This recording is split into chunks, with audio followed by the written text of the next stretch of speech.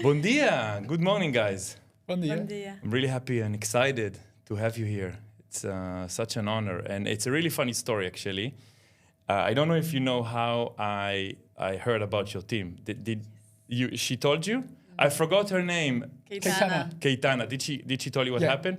She told us a little bit, so I don't have the whole picture, but I have a little bit. So I'm gonna tell it just so we can like be on the same page. So it was a pretty big day, and I was just driving in the morning. I was maybe I'm gonna have a look at Koshos, just for viewing because it's completely out of my league, and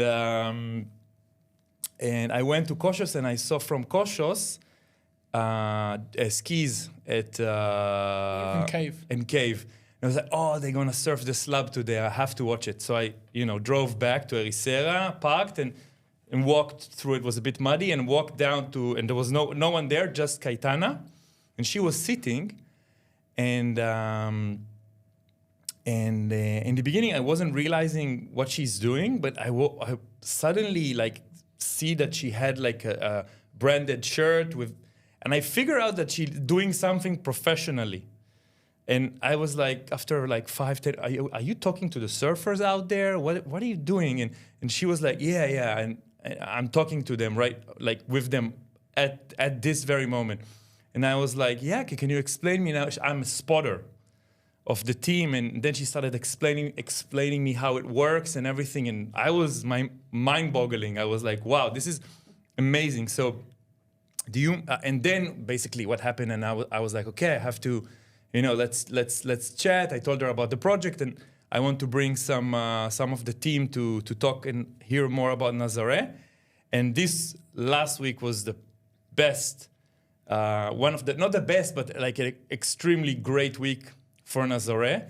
And I kind of dedicated this week to have guests that know about the history of the place, that knows about the surfing, and next week, I'm gonna have a girl. She's very, very. She's not. I don't know if she's competitive, but this was her first time these days, so it's like a bit of smaller days, so I can get her experience as well, towed in. Anyways, so I dedicated this week to talk to people from Nazaré, celebrate this amazing place. And I just, would like to meet you and hear about, what do you do and how the team works and how everything is going. So you can jump into it. Thank you for hosting us and having us here. My pleasure. Muito prazer. Obrigado. And actually, as you're speaking about all the history in Nazaré, now I have a question for you, a follow-up question. Have you spoke with José Gregorio? No, but his name came up in one of the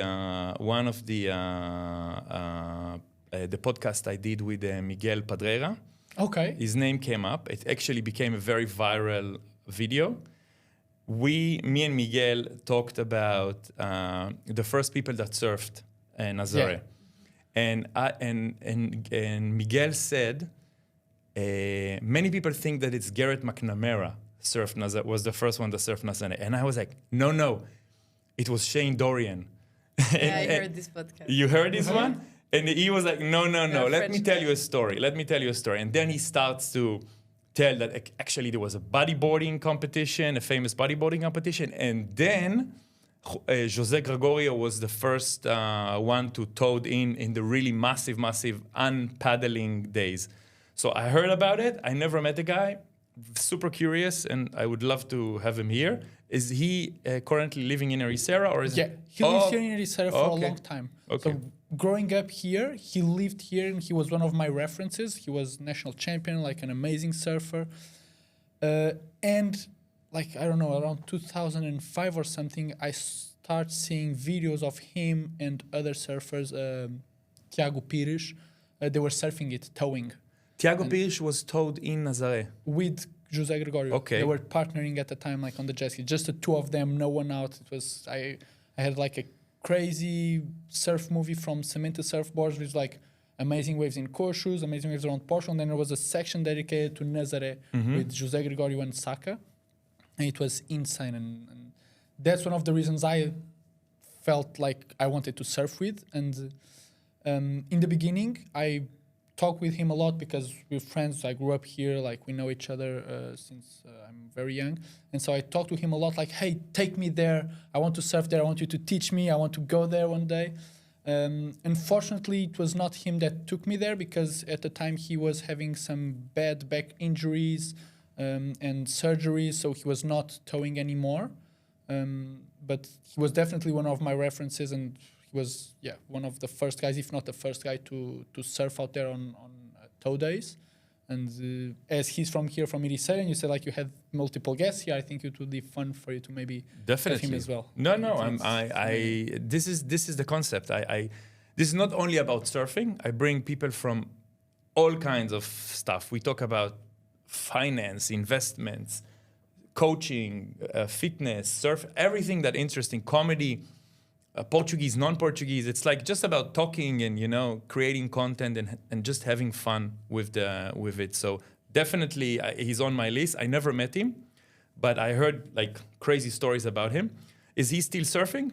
Yeah, he's still surfing. So he grew up in Nazaré, and then he just became a professional surfer, and he's well known from surfing more here into Lisbon area, Carcavelos, as that generation was like breaking the limits there, and then Ericeira, and he's been living here since I can remember. He lives in Ericeira. So I only discovered that he's from Nazaré a few years ago. Okay. So it's... you know what reminded me this story you just said about you meeting him and asking him, hey, can you take me there? Have you seen that movie Breaking Mavericks? Chasing Mavericks. Have you seen it? Of course. And so it's like very similar, like how Jay Moriarty. Yeah. Jay Moriarty. I know a lot, not a lot, but there's probably people know more than me. But I know quite a lot about surfing history. And Jay, he was actually my hero because I was I was always super tall, and so I grew up surfing longboards. I mean, not like minimals. This is how I grew up. And I when I first went to my the shaper in the town where I grew up in Israel, Israel there's not much surf, but there's like some, you know, like tiny bit of surf. So there's like one quite famous shaper.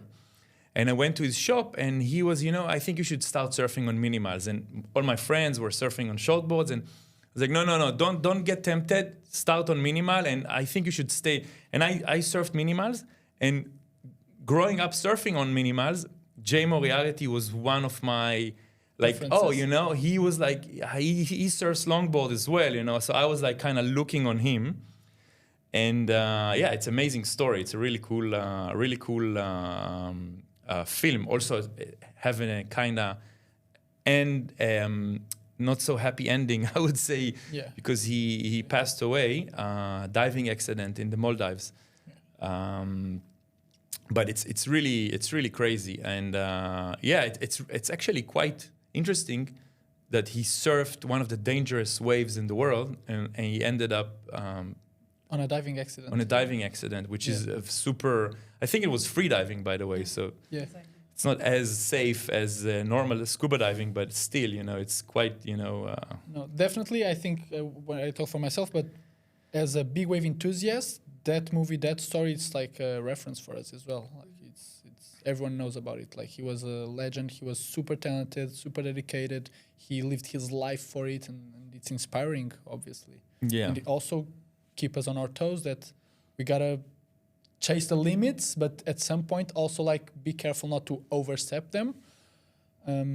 But at least, I don't know, I talk for myself, and I already had this discussion with my father, that if someday an accident happened, like I really hope not, but if that happens, like I will be happy, and like because I know that I'm doing what I love, and it's just like it's amazing, and it's just, you know, I have a little bit of asthma, and I sometimes when I go and look at Nazaré, I get asthma attack just from looking at Nazaré. Seriously, I'm not joking. I just like just from being outside and like walking on the sands of Praia Norte.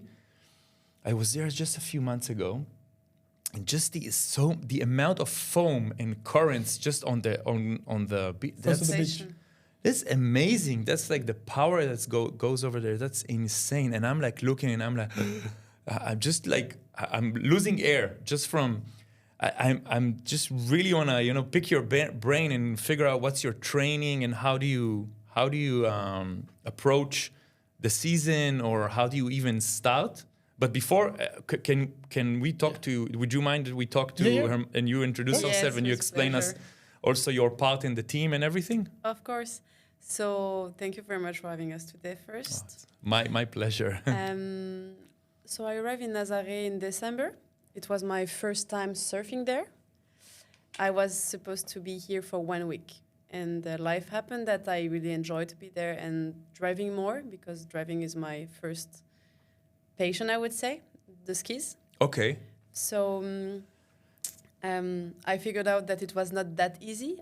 I'm French, so my surf normally, like toe surfing in France, is around Osegor and Basque Country, Yeah. which is very nice, but not as consistent, of course, than Nazaré.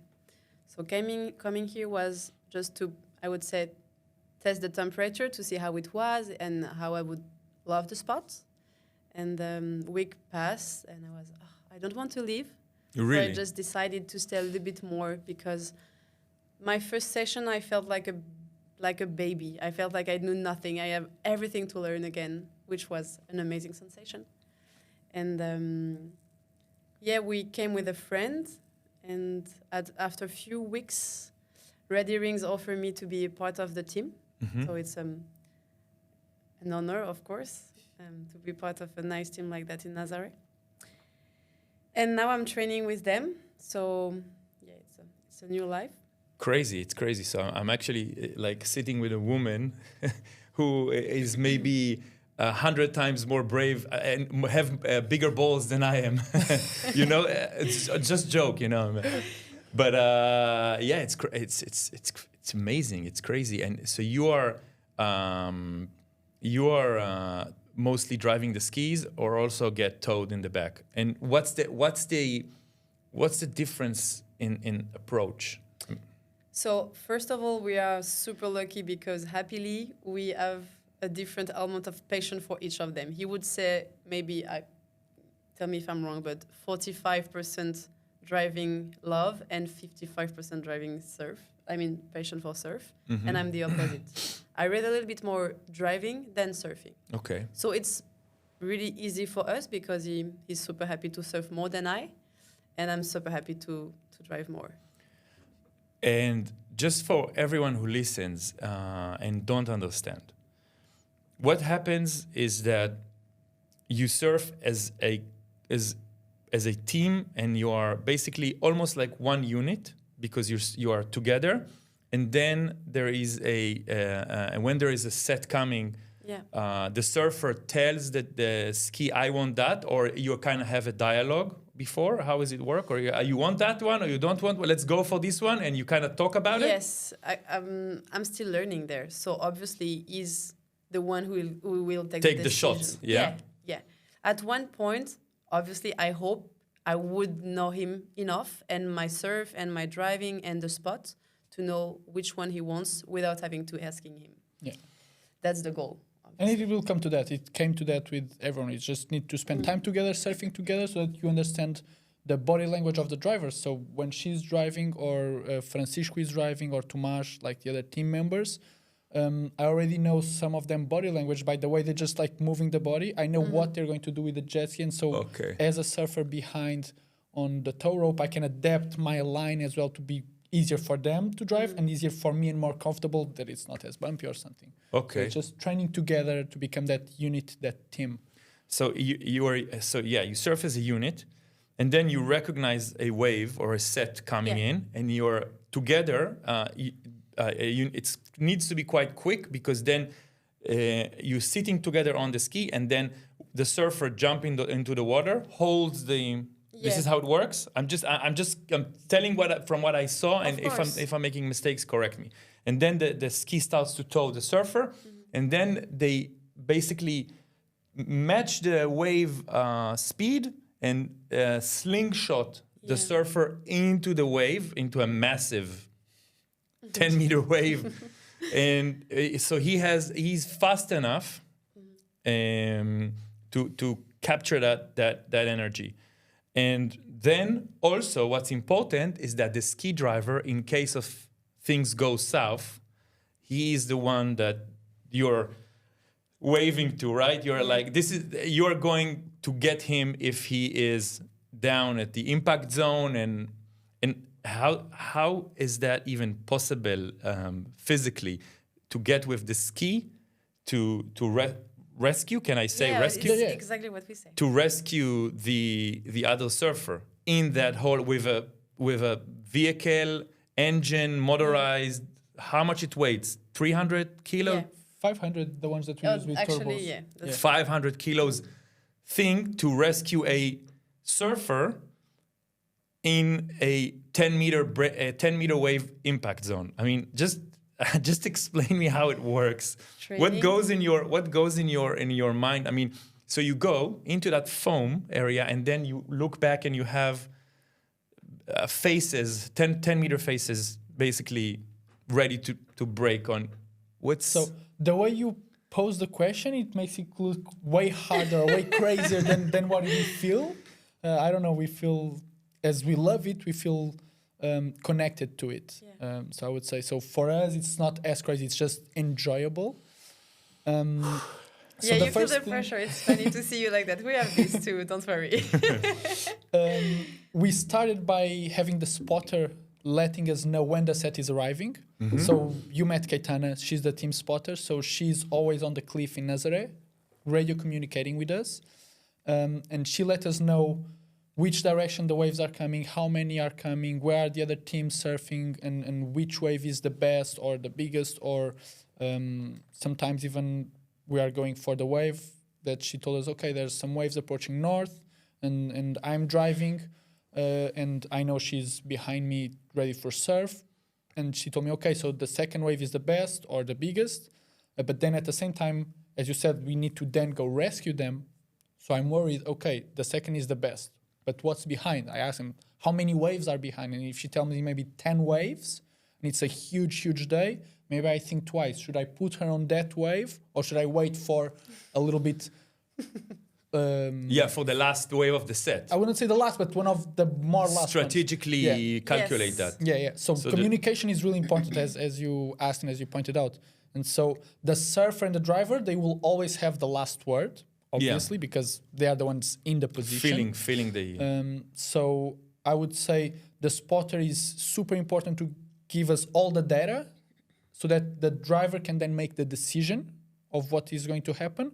And then in the end, it's the surfer's last word if they want to let go of the tow rope or not.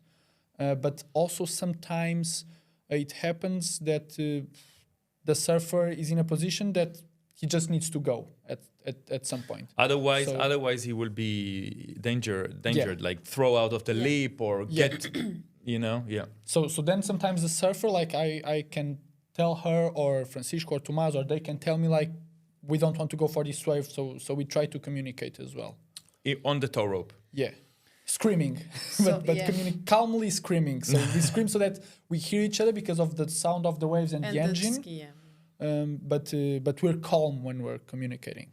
So if I would add something about that, it's what we are not saying here is that we are not two, we are 5, and we are a big team. So we have other people on other skis, and we have the training, of course. So definitely the fact that we have other skis to rescue us, it's also super easy. I mean, it's getting more secure, because if the first ski cannot catch you, then you have another one, and the spotter is here. So I would really say that it's a big team sport.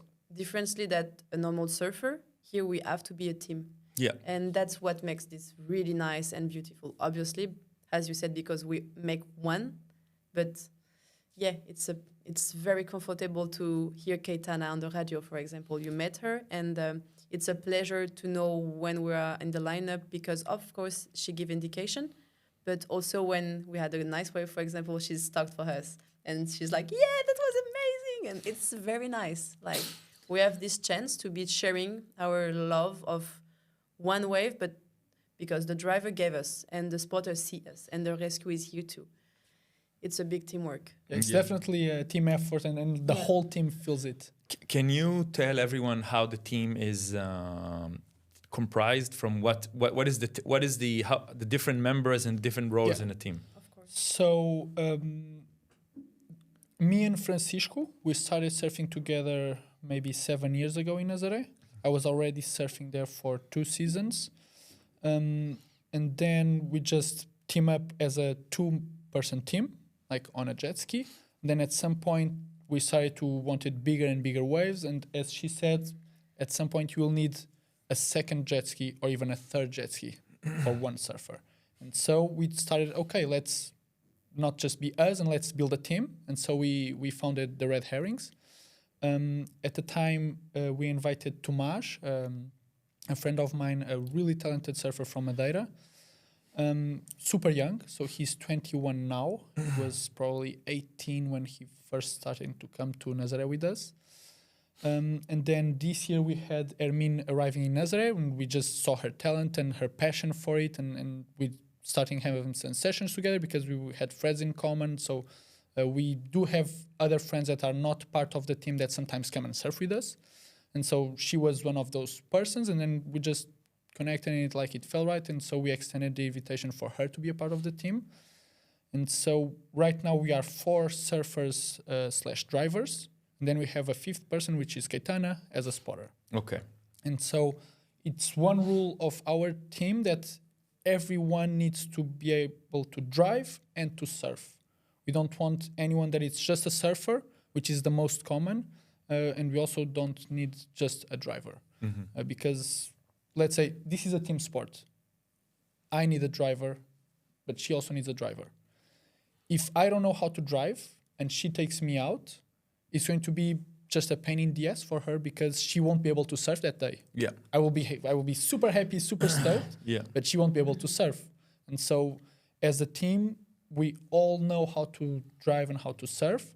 And this is why it comes to the point that I'm helping her improving on the driving, because as she said, like she already did towing for a long time. She's super talented. She has a super fast improving, but she's new to Nazaré, which Yeah. is a completely different Of playground. course. It's another world. And so it's just a process, but it's every day, every session we are improving. And so it's amazing. Same thing with Tomás, as he's really young. He's just learning now everything. Yeah. And as he's a super talented surfer as well, it's just easy to improve. And then me and Francisco, like we've been doing this for a lot of years, and that connection that I told you, the body language with Francisco, we don't have to speak when we surf together. Like we Perfect don't. connection. Yeah, we have that for years together. You build that connection, yeah, and Yeah. you know the movements, and you know you can anticipate. Yeah, we just kind what of he will like do. give like some hand signals or some stuff, and we know perfectly what the driver wants to do and where the surfer wants to be. Yeah. And so this is what we want to accomplish with the whole team. And so on a smaller day, we are right now having 2 teams surfing. So we have 2 jet skis surfing at the same time with 1 spotter for both. And then if something wrong happens to either of the teams, let's say we're surfing together, Francisco and Tomás are on another ski, and we flip the ski or something, or I miss her rescue, then the spotter immediately tells the other team, okay, you need to go assist. And so they just come and assist us. Rather, if it's a really big day, we will then have 1 team surfing with 2 backup jet skis. So Okay. we will have, let's say, me being towed by Francisco or Tomás or Hermine or wherever, and then the other 2 persons are on the backup jet skis, and then we just rotate the roles. So we all do everything. And the backup jet skis, where are they situated in terms of the peak? Are they really way up, way out, or they're like somewhere? So depends on the day and the logistics. In Nazaré, what we tend to do is, because if it's big enough that you need a second rescue, the visibility, it's really poor. You cannot see anything. You just see a mountain of water coming your way, and you don't see anything behind, or you look to the beach and you don't see a lot because of the volume, the toll. And so what we tend to do is have the backup jet ski a little bit more on the inside, so that when the surfer is surfing, the backup jet ski is always with line of sight with the surfer. Okay. And so the driver jet ski will kind of drive through the wave, will leave the surfer. You turn back. And then will be like behind the wave following, but he's not watching. He's just listening to the spotter. Radio. Yeah. And so the backup jet ski will be like kind of here, like following the wave, always trying to Okay. maintain a line of sight. Wow. So this is like a really coordinated. Yeah. Coordinated. So worst case scenario, let's say there's a wipeout. What will happen is the first ski will go and the others two will stay behind and they will go between waves. So what we will do is that the first ski will try to rescue. If he misses, he will be stuck between the wave and the beach. He cannot come back to the lineup because there's no channel in Nazaré. And so for that reason, we split the skis between waves. We'll have one jet ski going. If he gets caught and not rescued, the next jet ski goes. And if that happens again, the third jet ski goes. And if he misses, then maybe the first jet ski could already come around or not. Okay, I understand. But if we all go together in the same point and we miss the rescue, then the surfer is in really bad situation because he will not have any rescue jet skis dedicated to him. And all the jet skis that are part of the team will be stuck between the waves and the beach and cannot reach the surfer. So. Okay, so first, it's crazy, but it's really crazy.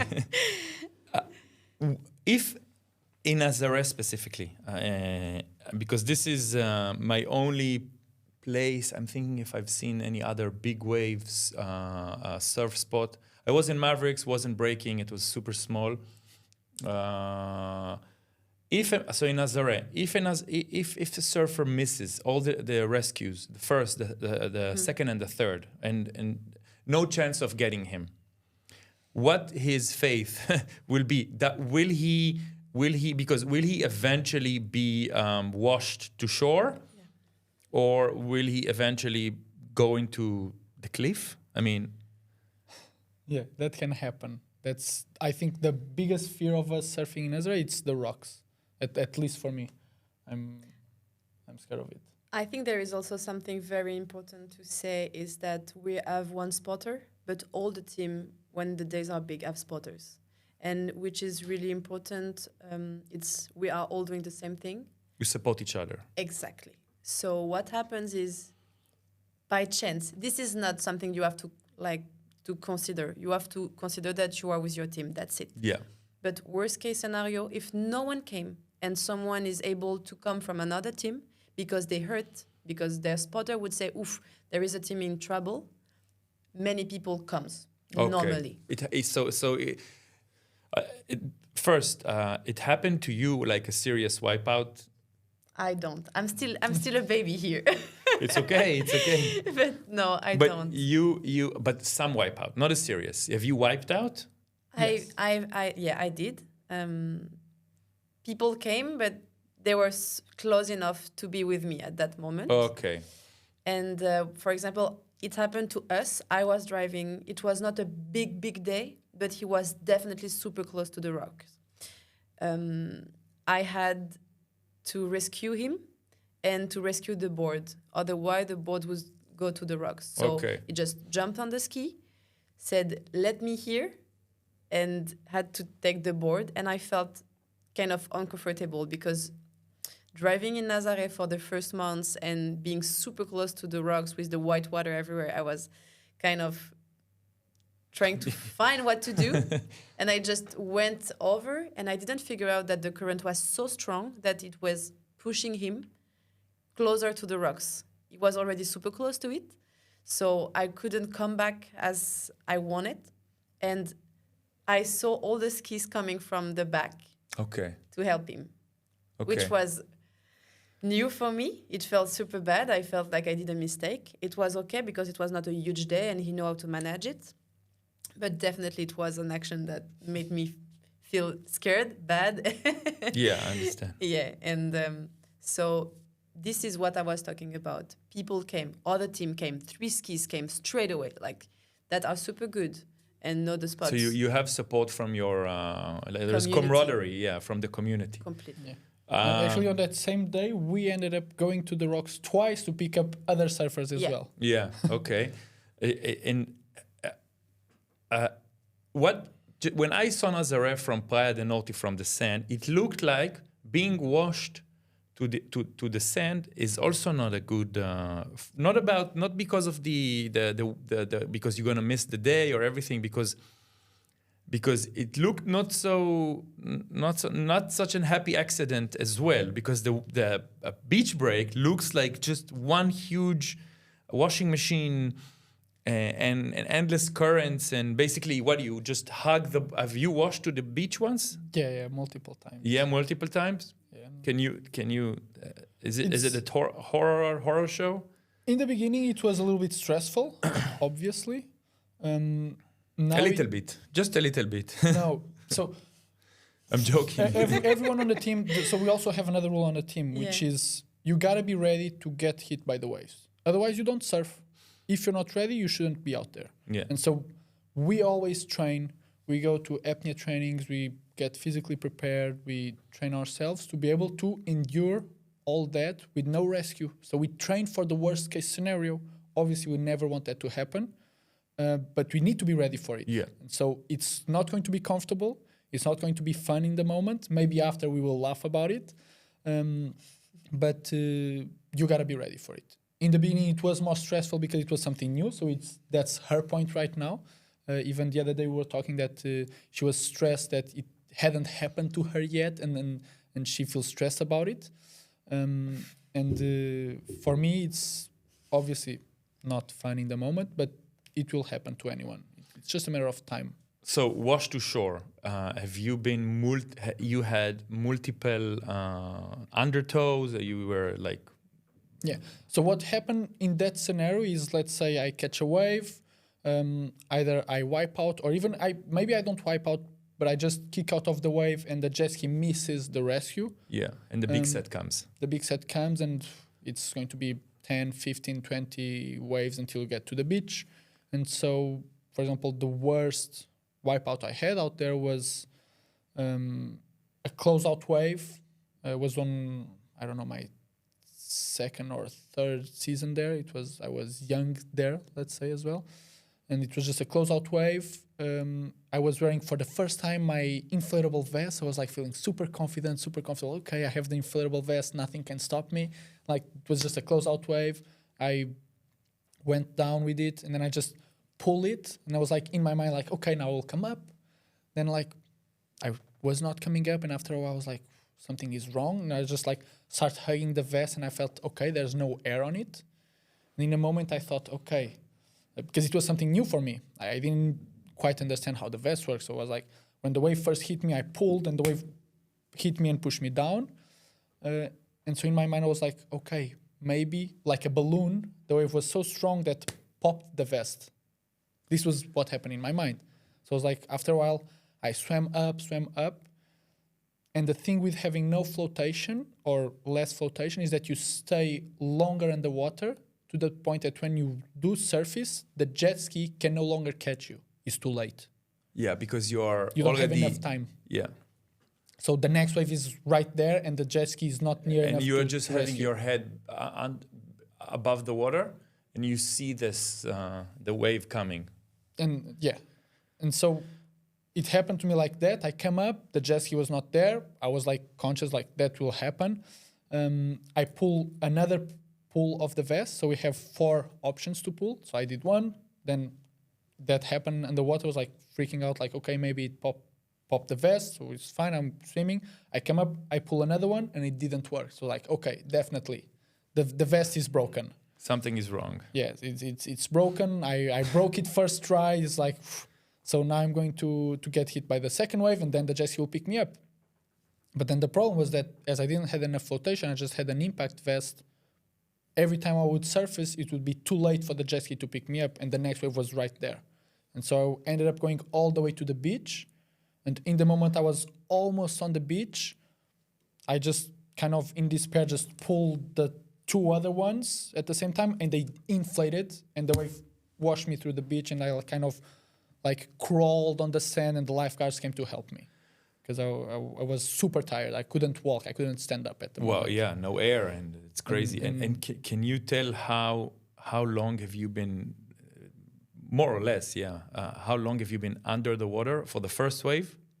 For the I have no idea. There's a lot of people. Do you count? There's people that count. never the count. Yeah, I don't count the seconds or the time or the numbers. But when it's I'm in the long. water. It was long, but so I would say a 15-second hold down. It's a normal one for big waves, like a long normal one, like you're ready for it. A 20, 25, 30, it Serious starts being one. tough. 45 seconds is super long. Extreme. Super long. Okay. Okay. So I was held down once overhead, but overhead set in Costa Rica. It's not a very violent wave, but the way it's like a very long peeling left. It's very famous Pavones, yeah. and it's a very fun wave. But from some reason, it has a strong undercurrent yeah. because it has this huge energy of the point coming like and rotating. Because you know that wave. No, but it happens to multiple places where you have the undercurrent that is when you dive under and you come up, you are so far from where you Yeah, dive. and it was for me it was long, but I would say maybe 10 seconds. Maybe it was not double overhead, even overhead day. So I cannot even compare, and it's warm and you know the day. It's a really fun spot, but it was just it's crazy. Yeah, so for example, I think this is most of this, it's in our minds. Yeah. So Yeah. we do get physical ready, but here it's our biggest work. Yeah. And so, for example, you were saying, oh, but it was warm. For me, having no wetsuit will freak me out way more Seriously? than being in cold water. Because I'm Flotation. comfortable on the wetsuit. The Yeah. wetsuit floats, the wetsuit will protect me from the reef. So Yeah. let's say a wave like Cave, which we were trying to surf the other day when you were there, I don't think I would surfing in board shorts.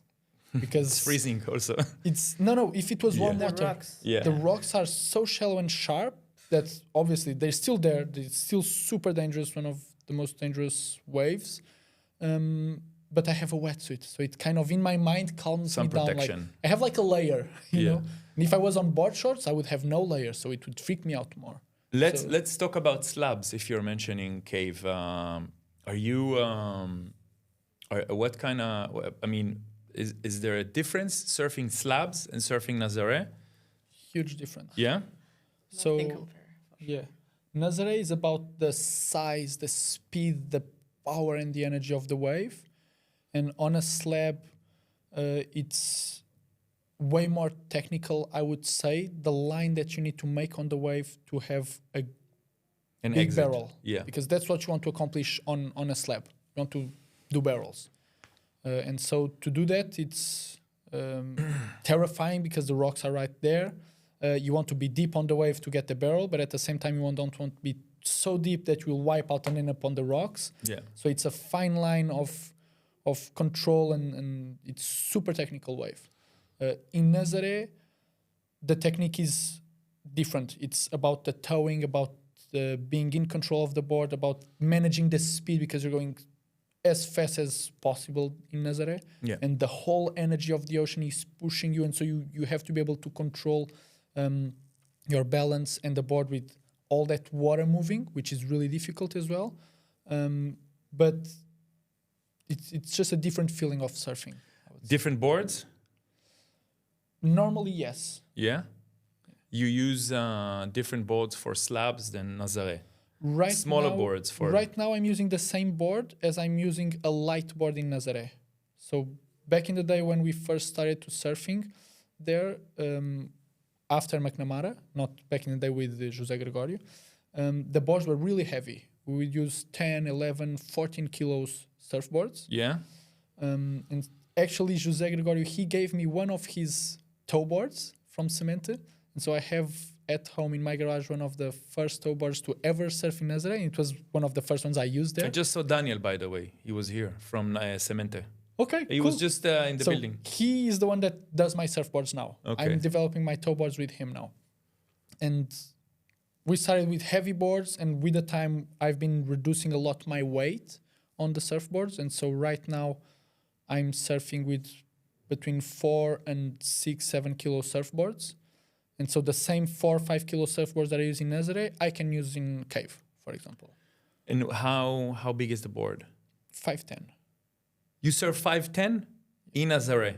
Yeah. And I used to surf 5'8". My 4 kilo boards that I used to use there, it was a 5'8". And your boards are short as well. 5'7". Really? And Yeah. this is standard? Because when I saw people Depends for people. for paddle outs, Yeah. or it's different Yeah, game. different sports. I would say like Totally, normal thank you. surfing is one sport, like shortboard surfing. Big wave surfing, towing is another one, and paddling is a third one. Like Paddling for big waves. Yeah. Yeah, yeah. So you would say paddling. Don't worry about that. That's just paddling. It looks really treacherous. It looks really angry. Yeah. So I was seeing the other day some guys paddling in San Sebastián, just here. 4 meter wave, I would say. And people were surfing. I think it was 8, 9 feet boards, massive guns. So you would say have you tried? Have you done that before, or? I've started a lot on paddling in Nazare when I first started, and so me and Francisco, we would do that. I would be paddling, he would be doing my safety, and it's actually a crazy story because he's a businessman. He was double my age when we met. I was 21, he was 42. Francisco. Yeah, and so he was on international business calls with Bluetooth headset with his phone on the jet ski. And he would just I would catch a wave, he would need to come rescue me. He was just like, okay guys, I need to mute myself for 5 minutes. And then he would come and rescue me. He would come back to the lineup and then resume the conference call. This is It some crazy multitasking, huh? It's insane. Easy, yeah. Wow, crazy. And so I used to do a lot of paddle. I still do paddle, but just not as much in Nazare because I'm tired of it. You get so pounded, so smashed. You're really out there. You're really alone. It's not defined at all. Like the waves, they never come in the same place. It's bumpy current. It's shifting a lot. So I have that experience from that, which makes me comfortable in paddling in most situations. I do a lot of surf trips dedicated for paddling. But in Nazare nowadays, I really choose carefully the days that I want to paddle. I want like a perfect, clean day, rather than in the beginning it was massive onshore. I would go paddle. Yeah. And I've spent 6 hours in the ocean with no waves caught. Just wipeouts, closeouts, was wrong position, huge shed came and washed me to the beach, and was like, it was fun at the time, but now I prefer to catch more waves. Do you paddle sometimes in Sao Lourenço? It's after your same name. It could get big, huh? That's where I usually used to try my guns. Yeah. I used to mate them and then just go there for a few sessions, and then I would take them to Nazare. That used to be what I did.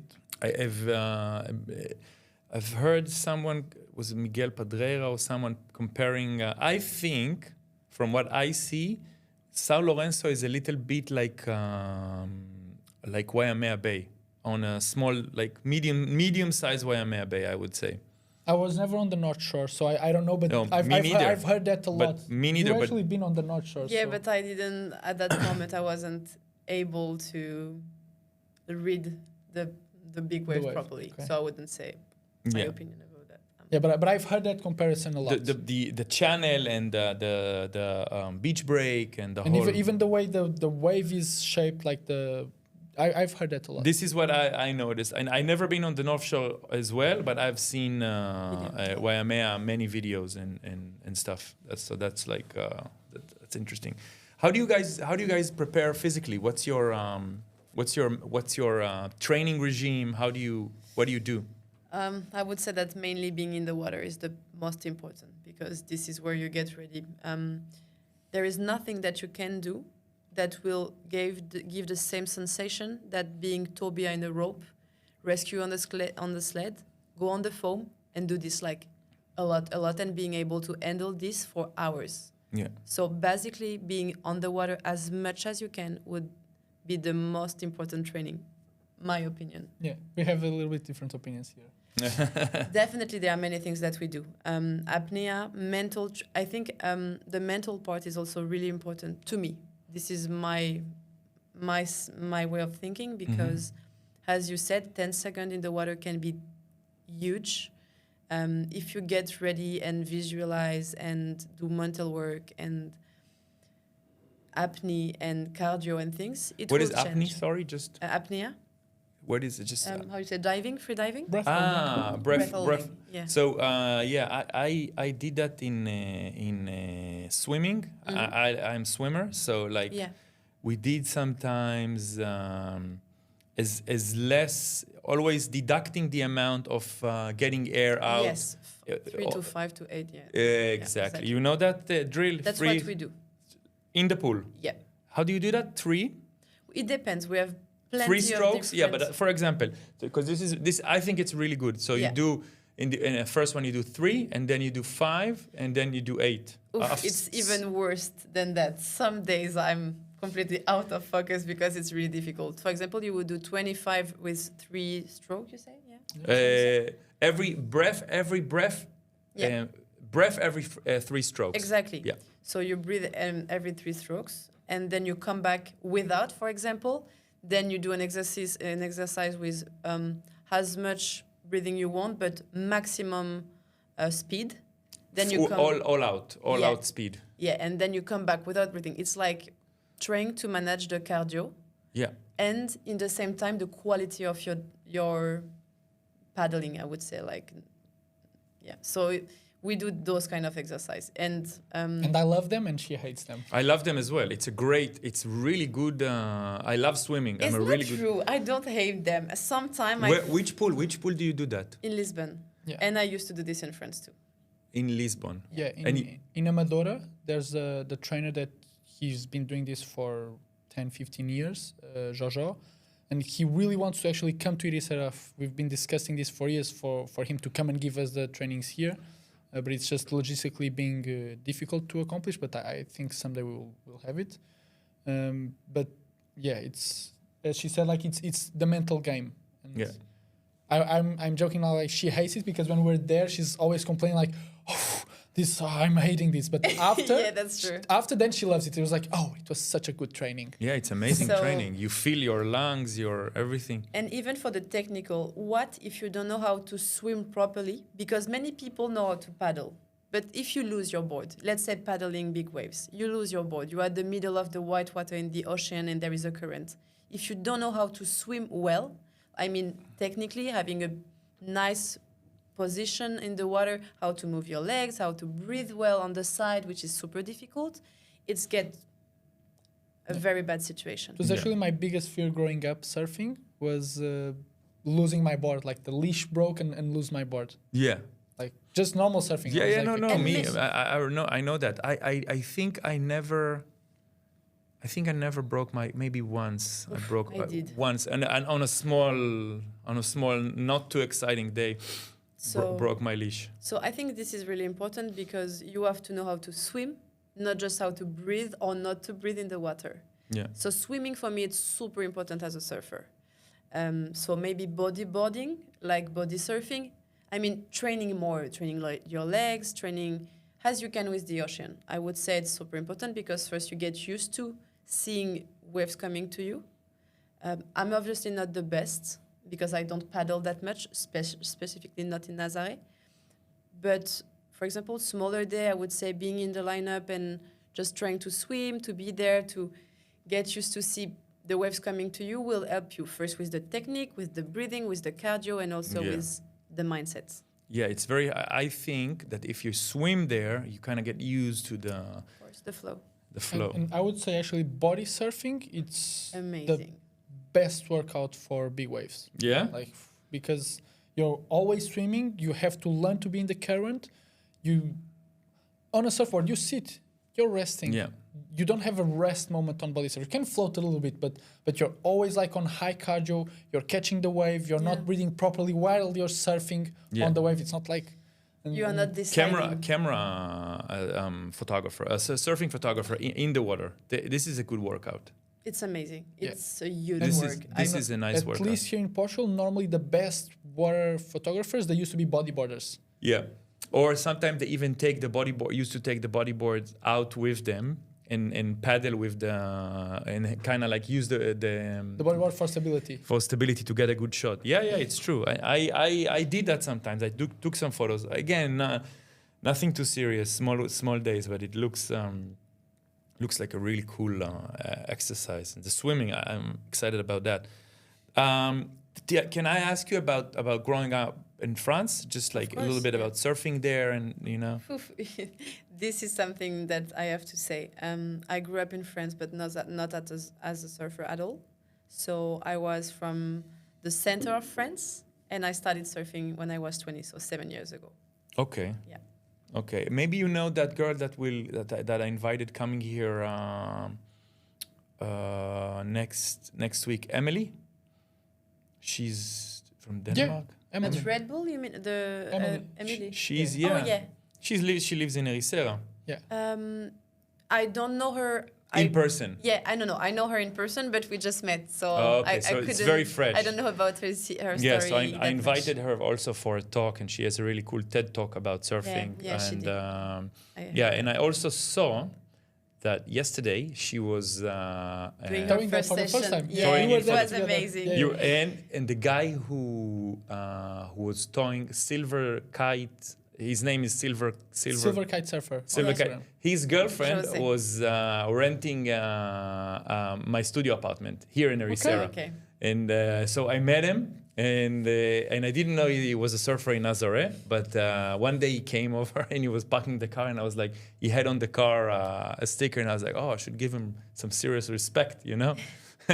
And so his name is Jose Carlos. yeah. Yeah, also a really cool guy. Yeah. It's intense. And something interesting that I found out that many of the surfers in big waves, especially in towing, usually have this background of kite or what's it called? Wakeboarding. Wakeboarding. It's kind of like something. It's kind of like you see they're watermen, and also they have this That skill. Usual. that yeah. skill. It's one specific, very specific skill to be on the rope. Yeah. Yeah. And it's really important. It helps a lot. So every time I'm taking someone new, like, for example, my sister, that I've been taking her for some sessions this season, on the, let's say it's a big day, she's sporting, and then the next day it's small, and we're still around Nazaré, I will take her. And it's a lot easier for me to take her because she knows how to wakeboard than it is for sometimes when I take other friends, they've never done it. They might be super talented surfers, Yeah. but it's really difficult for them to stand up and To start. And yeah, This Yeah. is the problem. How to stand, and the jet ski needs to start, and you need to put your legs in the right position, and then you need to really have a strong core or something, or legs, and then you. This is difficult. I tried wakeboarding once, and I was actually after an injured in my shoulder. Yeah, then. I did completely dislocated my shoulder completely. I was actually Oh my god. but I was- while wakeboarding? no. Or before? I was filming a surf competition, and I fell from in Israel. You have the lifeguard tower. It's like a fixed tower on the beach. So I climbed up the stairs to get a shot from out the there. tunnel? And then I climbed back down, and it was a new camera, so I hold the camera here, and my left arm stuck between the stairs, because it's like a wooden, and it's stuck between, and I fell tack until the bottom, and I didn't realize I dislocated my shoulder, but when I reached, You felt it. I because- felt there's nothing here. I felt only the collarbone. So basically what happened is I walked with my arm out. It was completely disaster. 4 months later, I had a friend, and he had a birthday party, and he invited all the friends to do wakeboarding. He got like a gift, a boat, la la la. And we went all together, and I was like, no, I don't want to do it. I just injured. And they said, you have to try. And I try, and I wasn't able to do stand the up. stand up. I wasn't able. I really want to try and do it again. Is there a place in Portugal that Yeah, We have good places here to do it. In the lakes? Yeah. We you just gotta talked about that Yeah, yesterday. yesterday we were talking about like because We want to it's actually a childhood friend of mine. He was the national champion here. He went for the world tour, and he's a really good wakeboarder. And so every summer I spend some time in his house and wakeboard, and definitely helped me to become a better tow surfer. Which lake? Where is Castel de Bode in the dam. I It's in Tomar, close to Tomar? Yeah, close to Tomar. So Okay. sometimes I would catch a train and he would pick me up in Tomar and like. Yeah, I know the place. It's beautiful. You It's know what beautiful. happened? You know what happened to me over there last year? It's a crazy story. I was there with the family, and with the 2 girls and my wife, and it's like a beautiful Zezere. Ferreira do Zézer. Yeah. Exatamente. I was there, and I was like, hey, my bigger girl, she's 6 years old, and let's get a kayak, and and paddle on the kayak. So I was paddling, and I was like, we were playing, hey, we're pirates and exploring the shores and everything. And there is one bank and there is the other bank. And I was like, hey, you want to cross to the other bank? And she's, yeah, let's do it. Ahoy, ahoy, we're pirates. And we started crossing. And it's about, I would say, 200-300, a couple of hundreds of meters. And in between, listen, it's crazy. I'm looking to the side, basically, and I see above the hills a small plane's approaching, and the plane had skis, and I'm like, is this thing coming towards us? Like the skis for landing on the water. And I'm paddling, and he was approaching, like really. I was needed to really quickly think, and I was in the middle, so it was like, okay, should I go back or should I keep going? Should I do an all-out paddle? And I was like paddling, and she was like, "Woo, we're pirates!" And I'm like, "Okay, sit down, be quiet." And I'm like starting to paddle like crazy, and it was the fire department. Yeah, that's what I was going to tell you. The fire department plane landing and picking up water 20 meters from me. 20 meters, and was like this, like just like crazy. And I was like, oh my God, I got almost hit by a plane. This is crazy. And then 2 minutes later, a boat came, and they were like, you should come back. You should come back. And I was like, why nobody tells me that there is a plane landing here? And he was like, hey, usually he goes around and he makes a horn. He goes, and then everyone knows that they need to clear. But this time he didn't came. So I came back to the shore. And I was like, and the guy who rent me the kayak says, "Hey, take your money back. Really? Just happy I'm just happy you're alive." And 2 weeks later, I went with a few friends from Ireland. They came. I went to the Boom Festival. We went to the festival, and I kept on telling this story to them during the festival. I don't know what happened to me. I landed like, come on, bullshit story. Don't say the truth. And I was like, something, on the way back, we're gonna make a stop over there, and I'm gonna Show you the place. talk. And I showed them the place, and the guy was there, and he was like, "This story is 100% real." He was almost hit by a plane. Yeah. Crazy story. Oof. Yeah, So but on the wildfires here in the summer, that's a place that the choppers and the airplanes they go to get water. yeah, Not all the times, but it's consistent that they go there. Everyone knows it, kind of like they go there to get the water from. So yeah, you should watch out. So, but this is a good place for wakeboarding, of course. Yeah, it's amazing. Yeah, really amazing. And okay, you give me the contact later because I want to try. Sure. I want to try wakeboarding. I have a question because you were talking about that, and it was an adrenaline and rush moment. Yeah. So you see, this is the kind of moment that we love to live. Yeah. Not that, but the fact that we have to decide super quickly Yeah. how to react. Yeah. And you're living 100% in the moment. Yeah. So after all, first it was a crazy story to you, but it's also an amazing thing to say. And in the same time, you've been doing good.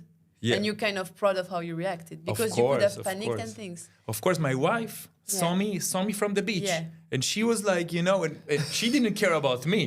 She Your cared daughter, yeah. about my daughter. I can go. I have insurance. Yeah. She would be happy. No, I'm joking. Not sure, but No, but the first thing is the child. Of course. And and I was really proud. And I have experience on paddling on a kayak. Yeah. And I also paddle in the sea sometime. I call it sea because Israel doesn't really have an of ocean. course, yeah. But sometimes you have But some there's good waves. I've seen good waves from there, like barreling days and like videos. Yeah, a little bit. And Nico Pariat was there surfing. He told me once. We have Siam. You have Siam, a guy that is surfing in France that is a very good surfer from Israel. You know Nico? Nico, he's from here. Nico Pari. I don't think I know him. He is a QS surfer. He's quite tall, shaved hair. 100% you know him. I think he's. If he's around and surfing, like I will know his face for sure. I No, will know him from the water, but I don't think I've met him. You 100%. You grew up in Ericeira, right? Yeah, yeah. So yeah, I'm gonna show you him. Wait. Just for the Yeah. Nico.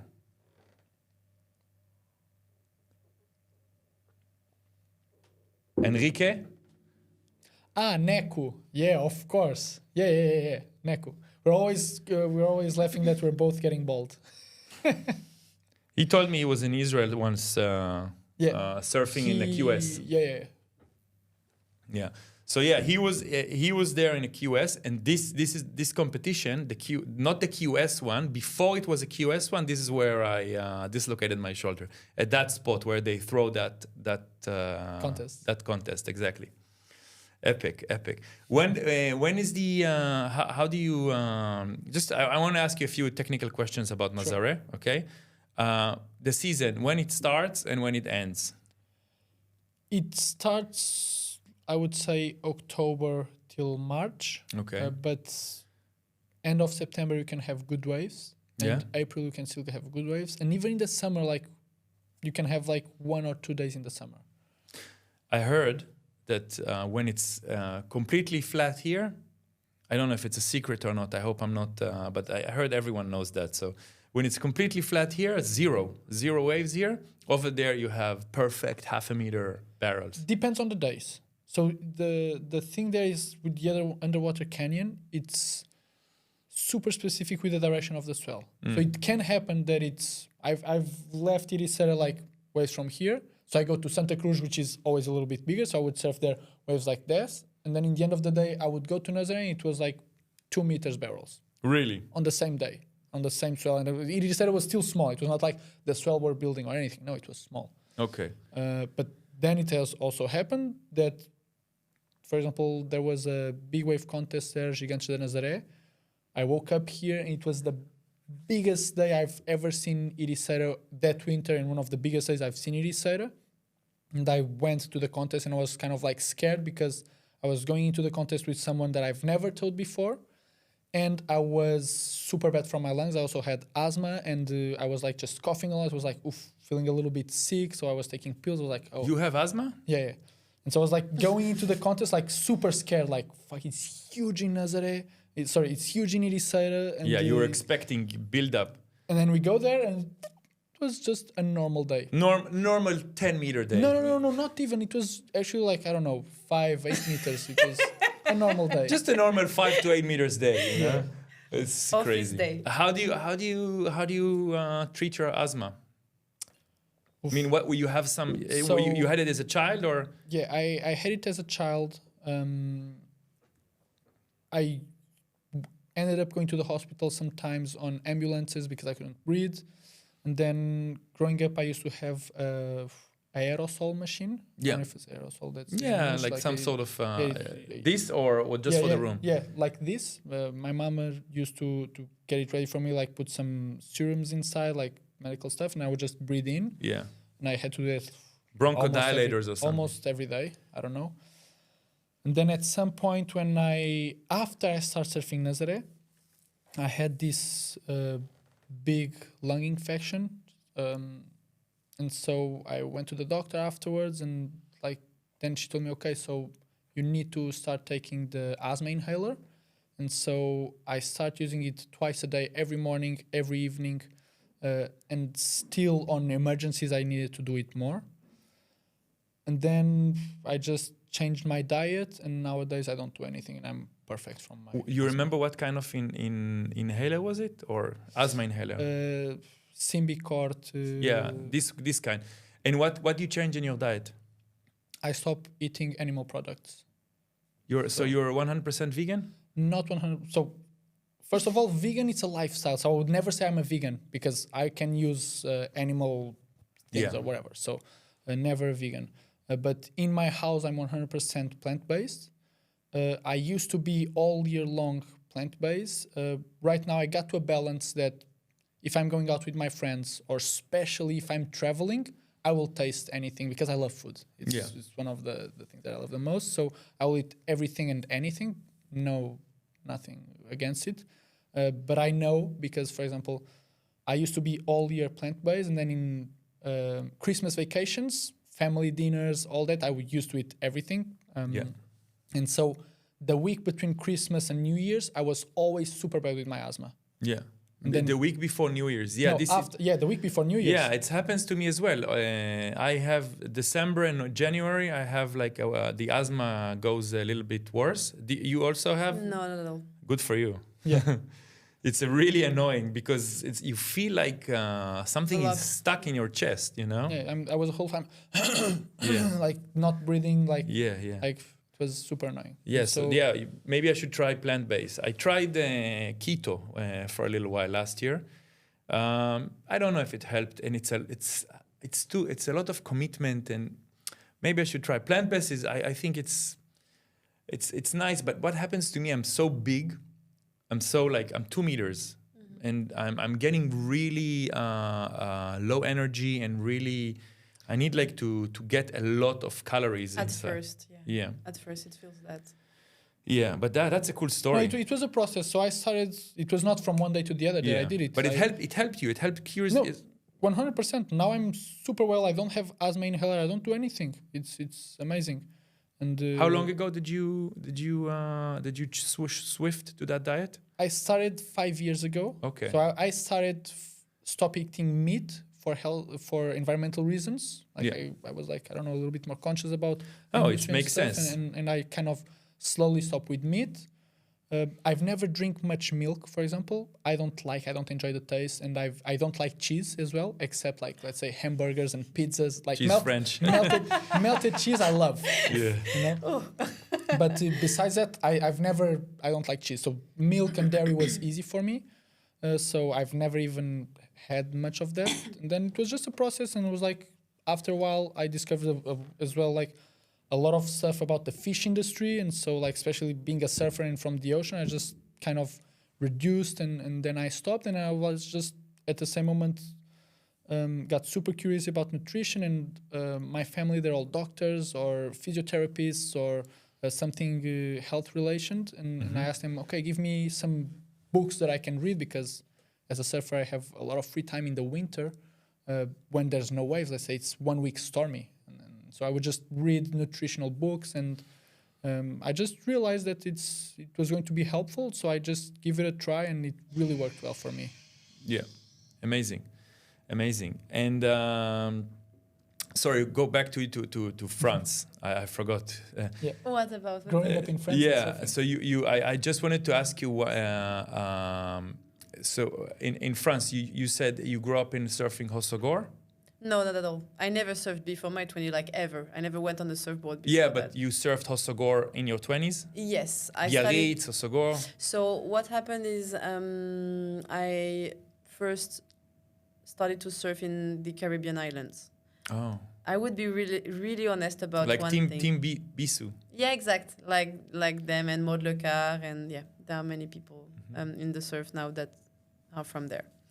So one thing it's super honest is that if I maybe didn't start in such a good situation with warm water, clear water blue, without current, with perfect wave, with good people, maybe I wouldn't be surfing today. Yeah. Because starting in France, as maybe in Portugal, it's different because you have point breaks. But in beach breaks, stormy beach breaks with lots of current and lots of people, I'm not 100% sure that I would be surfing today, because I had the chance to get the passion in a beautiful place first, and then being already addicted, so I could come to France and ask more. Yeah, I understand. Yeah, Where so- was those beautiful places in the Caribbean? You said San Barthélemy. It's called Simbards. where San Bata. What kind of waves? Oh, it's a reef at the middle of blue water and some point breaks, and it's absolutely insane. Yeah, I never heard about it. Yeah, me Of neither. course, it's Yeah. not nose, and it's perfect. It's small. Most of the people wouldn't go there to surf. How far is the flight 8 hours? to Caribbean? Yeah. And it probably works during the hurricane season, so Exactly. September, October. Exactly. Actually, it can work even in the summer, but it will be longboarding, for example, or perfect to learn. So it was amazing, and I had to stop to be there because in August, July and August, there were no much waves, and that's Yeah. why I decided to go to France to get Yeah. more waves. Yeah. So after 6 months in Saint Barth, I just landed in France and I started my kept it new going. life in Osegor. Yeah. And do you have any also a specific diet or something? Like, do you follow like or No, the fact is I'm French. so it's like wine and Yeah, cheese and yeah, meat yeah. from the morning until you.